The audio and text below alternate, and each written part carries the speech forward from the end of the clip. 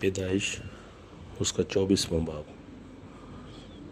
اور ابراہیم ضعیف اور عمر رسیدہ ہوا، اور خداوند نے سب باتوں میں ابراہیم کو برکت بخشی تھی۔ اور ابراہیم نے اپنے گھر کے سال خوردہ نوکر سے، جو اس کی سب چیزوں کا مختار تھا، کہا، تو اپنا ہاتھ ذرا میری ران کے نیچے رکھ، کہ میں تجھ سے خداوند کی جو زمین و آسمان کا خدا ہے قسم لوں کہ تو کنانیوں کی بیٹیوں میں سے جن میں رہتا ہوں کسی کو میرے بیٹے سے نہیں بیاہے گا، بلکہ تو میرے وطن میں میرے رشتہ داروں کے پاس جا کر میرے بیٹے اسحاق کے لیے بیوی لائے گا۔ اس نوکر نے اس سے کہا، شاید وہ عورت اس ملک میں میرے ساتھ آنا نہ چاہے تو کیا میں تیرے بیٹے کو اس ملک میں جہاں سے تو آیا پھر لے جاؤں؟ تب ابراہیم نے اس سے کہا، خبردار، تو میرے بیٹے کو وہاں ہرگز نہ لے جانا۔ خداوند آسمان کا خدا، جو مجھے میرے باپ کے گھر اور میری ذات بوم سے نکال لایا، اور جس نے مجھ سے باتیں کی اور قسم کھا کر مجھ سے کہا کہ میں تیری نسل کو یہ ملک دوں گا، وہی تیرے آگے آگے اپنا فرشتہ بھیجے گا کہ تو وہاں سے میرے بیٹے کے لیے بیوی لائے۔ اور اگر وہ عورت تیرے ساتھ آنا نہ چاہے تو میری اس قسم سے چھوٹا، پر میرے بیٹے کو ہرگز وہاں نہ لے جانا۔ اس نوکر نے اپنا ہاتھ اپنے آقا ابراہیم کی ران کے نیچے رکھ کر اس سے اس بات کی قسم کھائی۔ تب وہ نوکر اپنے آقا کے اونٹوں میں سے 10 اونٹ لے کر روانہ ہوا، اور اس کے آقا کی اچھی اچھی چیزیں اس کے پاس تھیں، اور وہ اٹھ کر میسوپوتامیہ میں نحور کے شہر کو گیا۔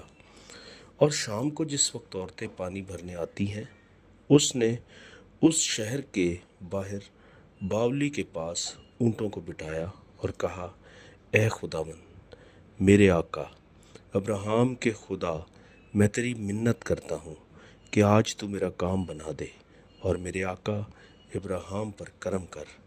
دیکھ، میں پانی کے چشمہ پر کھڑا ہوں، اور اس شہر کے لوگوں کی بیٹیاں پانی بھرنے کو آتی ہیں۔ سو ایسا ہو کہ جس لڑکی سے میں کہوں کہ تو ذرا اپنا گھڑا جھکا دے تو میں پانی پی لوں، اور وہ کہے کہ لے پی، اور میں تیرے اونٹوں کو بھی پلا دوں گی، تو وہ وہی ہو جسے تو نے اپنے بندہ اسحاق کے لیے ٹھہرایا ہے، اور اسی سے میں سمجھ لوں گا کہ تو نے میرے آقا پر کرم کیا ہے۔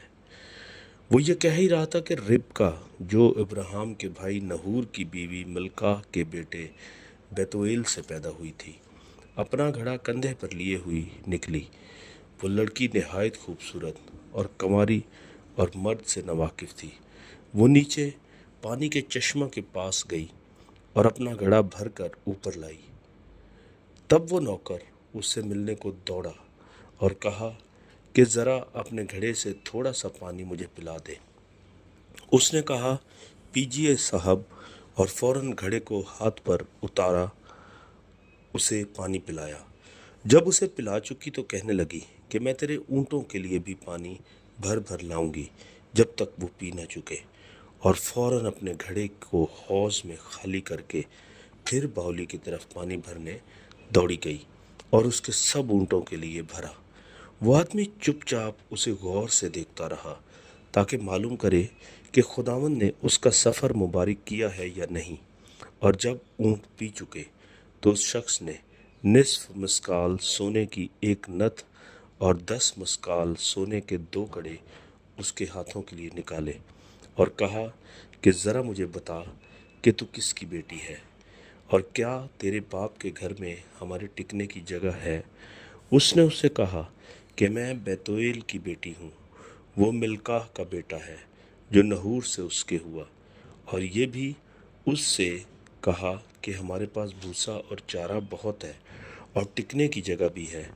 تب اس آدمی نے جھک کر خداوند کو سجدہ کیا اور کہا، خداوند میرے آقا ابراہیم کا خدا مبارک ہو، جس نے میرے آقا کو اپنے کرم اور راستی سے محروم نہیں رکھا، اور مجھے تو خداوند ٹھیک راہ پر چلا کر میرے آقا کے بھائیوں کے گھر لایا۔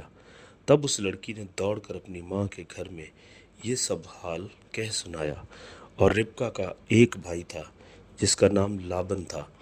वो बाहर पानी के चश्मा पर उस आदमी के पास दौड़ा गया, और यूं हुआ कि जब उसने वो नथ देखी और वो कड़े भी जो उसकी बहन के हाथों में थे, और अपनी बहन रिबका का बयान भी सुन लिया कि उस शख्स ने मुझसे ऐसी ऐसी बातें कहीं, तो वो उस आदमी के पास आया और देखा कि वो चश्मा के नज़दीक ऊँटों के पास खड़ा है।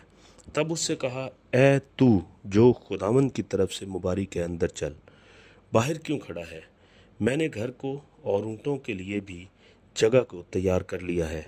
बस वो आदमी घर में आया और उसने उसके ऊँटों को खोला और ऊँटों के लिए भूसा और चारा और उसके साथ के आदमियों के पाँव धोने को पानी दिया, और खाना उसके आगे रखा गया। पर उसने कहा कि मैं जब तक अपना मतलब बयान न कर लूँ नहीं खाऊंगा। उसने कहा, अच्छा कह। तब उसने कहा कि मैं अब्राहम का नौकर हूँ, और खुदावंद ने मेरे आका को बड़ी बरकत दी है, और वो बहुत बड़ा आदमी हो गया है, और उसने उसे भेड़ बकरियाँ और गाय बैल और सोना चांदी और लौंडियाँ और गुलाम और ऊँट और गधे बख्शे हैं।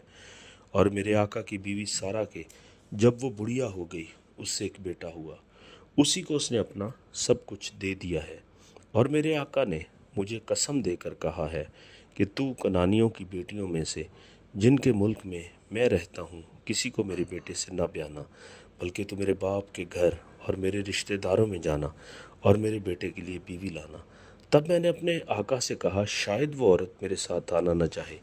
तब उसने मुझसे कहा कि खुदावन जिसके हजूर में चलता रहा हूँ, अपना फरिश्ता तेरे साथ भेजेगा और तेरा सफ़र मुबारक करेगा।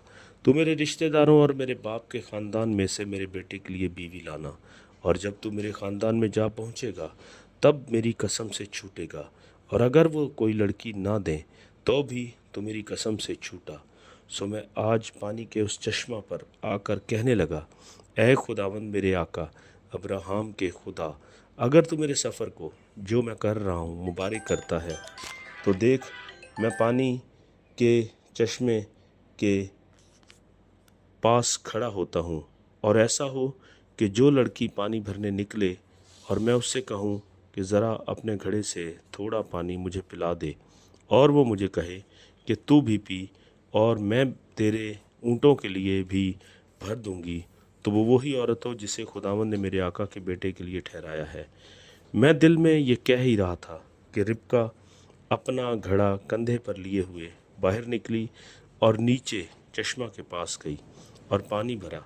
तब मैंने उससे कहा, ज़रा मुझे पानी पिला दे। उसने फ़ौरन अपना घड़ा कंधे पर से उतारा और कहा, ले पी, और मैं तेरे ऊँटों को भी पानी पिला दूँगी। सो मैंने पिया और उसने मेरे ऊँटों को भी पिलाया। फिर मैंने उससे पूछा कि तू किसकी बेटी है? उसने कहा, मैं बेतोएल की बेटी हूँ, वो नहूर का बेटा है जो मिल्का से पैदा हुआ। फिर मैंने उसकी नाक में नथ और उसके हाथों में कड़े पहना दिए, और मैंने झुककर खुदावंद को सजदा किया, और खुदावंद अपने आका अब्राहम के खुदा को मुबारक कहा, जिसने मुझे ठीक राह पर चलाया कि अपने आका के भाई की बेटी उसके बेटे के वास्ते ले जाऊं।